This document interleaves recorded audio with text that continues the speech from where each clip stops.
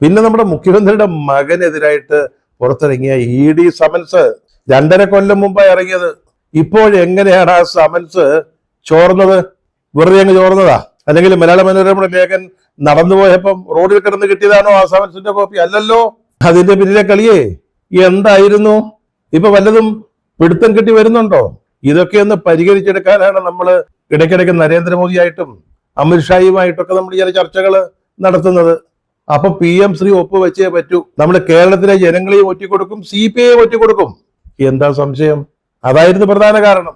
ഇനിയത്തെ കാരണം, അടുത്ത തെരഞ്ഞെടുപ്പിൽ ചില തെരഞ്ഞെടുക്കപ്പെട്ട മണ്ഡലങ്ങളിൽ CPM സ്ഥാനാർത്ഥികൾക്ക് വോട്ട് ചെയ്യാൻ BJP അണികൾക്കൊരു തടസ്സമുണ്ടാവരുത്. നമ്മൾ ചില ധാരണകൾ ഉണ്ടാക്കാൻ പോവാ. അതാണ് ഞാൻ നേരത്തെ പറഞ്ഞത്, ഇതൊക്കെ ഒരു ഗ്രാൻഡ് ഡിസൈനിന്റെ ഭാഗമാണെന്ന്. നമ്മൾ ഈ കാണുന്ന LDF അല്ല അടുത്ത തെരഞ്ഞെടുപ്പിൽ ഉണ്ടാവുക. ഒരു അദൃശ്യ സഖ്യകക്ഷി ഉണ്ടാവും. പരസ്യമായിട്ട് വരത്തില്ല, അദൃശ്യമായിട്ട്. അന്തർധാര എന്നൊക്കെ പറയുന്നത് അതാണ്. ഈ അദൃശ്യ കക്ഷിയെ കുറിച്ചാണ് പറയുന്നത്. അപ്പൊ അവരുണ്ടാവും. അപ്പൊ അവർക്ക് CPMന്റെ സ്ഥാനാർത്ഥികൾക്ക് വോട്ട് ചെയ്യാൻ ഒരു വിഷമം തോന്നരുത്. അപ്പോൾ ഈ PM ശ്രീ പോലെ 100% സംഘപരിവാർ പദ്ധതി നടപ്പാക്കാൻ സമ്മതിച്ചു കൊടുക്കുമ്പോ പിന്നെ നമ്മൾ മച്ചാനുമായില്ലേ? CPM-ഉം BJP-യും. പിന്നെ BJP-ക്കാർക്ക് CPM നോട്ട് ചെയ്യുന്ന എന്തെങ്കിലും വിഷമം വരുമോ? അതാണ് അതിന്റെ പിന്നിലുള്ളത്.